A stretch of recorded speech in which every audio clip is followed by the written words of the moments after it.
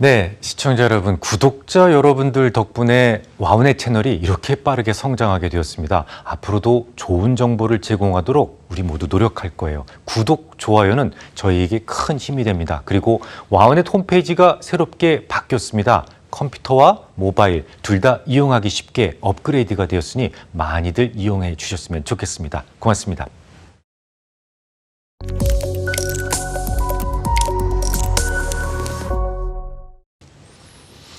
네, 지금까지 드림팀을 구성하는 각 지표들에 대한 대략적인 설명을 모두 마쳤습니다. 이 무엇보다도 중요한 건요, 이 각 지표들이 가진 고유의 특성을 모두 이해하고 시작하는 것이 중요합니다. 이 처음부터 여러분들한테 간단하게 그냥 활용법만 설명드릴 수도 있었어요. 그 생성 원리를 먼저 제가 설명드렸던 이유는 이 지표를 속속들이 이해하지 않고 그냥 외워서는 응용이 어렵기 때문입니다. 예를 들어서 ADX가 추세 지표라는 것을 분명히 말씀드렸지 않습니까? 그럼 간혹 매도 신호가 잡혔는데 추세가 너무 강하다라고 한다면 그 매도를 잠시 유보할 수도 있겠죠. 이처럼 모든 요소의 특성과 활용 방법 그리고 각각의 변수들이 변하는 것이 어떤 의미를 가지고 있는지를 분명하게 알고 시작하는 것이 중요합니다.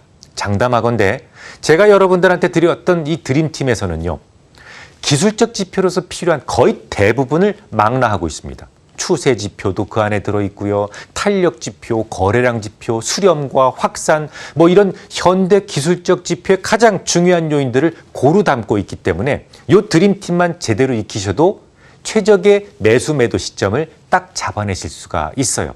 그럼 이제 본격적으로 드림팀을 활용해 볼 건데 그 전에 드림팀 고유의 그 명령 체계부터 살펴보겠습니다.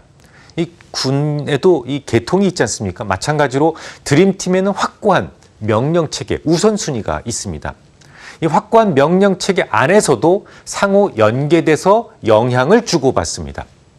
신호포착은 누가 한다고요? 일봉 이하에서 하는데 사실 드림팀의 고수가 된다면 조금 더 짧은 봉에서도 가능합니다. 5분 봉을 활용하셔도 되고 30분 봉을 활용하셔도 되고 내가 정말 고수가 되었다면 조금 더 빠른 신호를 얻기 위해서 1분 봉도 가능합니다. 어떠한 봉의 형태에서도 신호를 뽑아내실 수 있어요.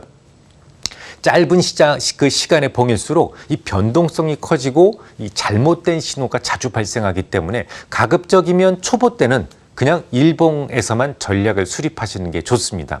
30분 봉 미만에서 신호를 찾아내는 것은 아주 미세한 변화도 체크할 수 있을 정도의 고수들만의 영역이기 때문에 이를 활용하기 위해서는 여러분들의 좀 더 많은 노력이 필요합니다.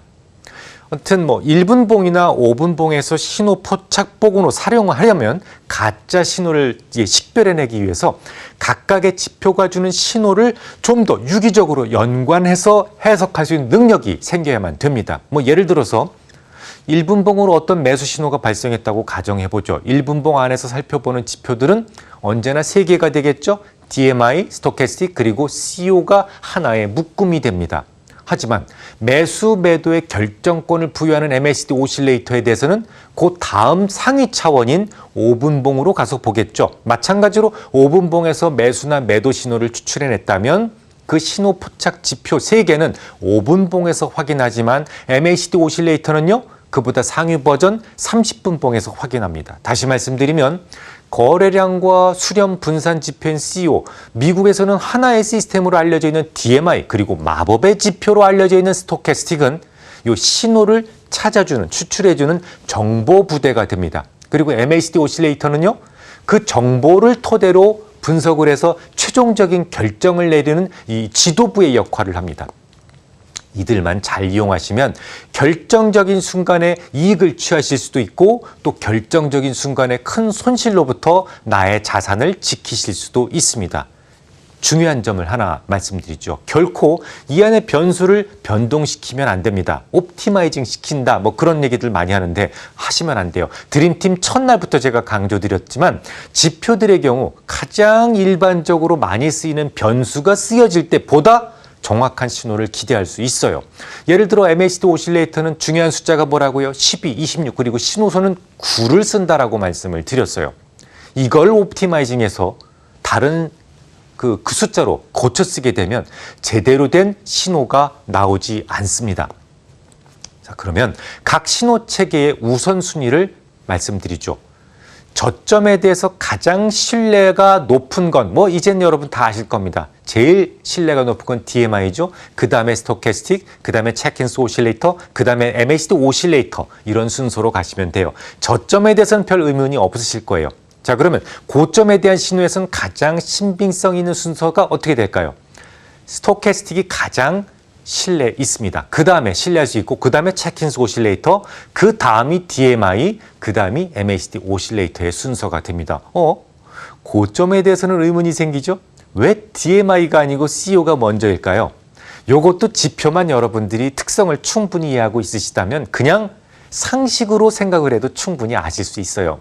저점에서 세력들이 매집을 할 때는 어떡합니까? 시간을 두고 매집을 하죠. 하지만 고점에서는요, 비교적 저점보다는 빠르게 터는 편입니다. 그래서 거래량 지표인 CO가 먼저 조짐을 드러내게 되는 것이죠.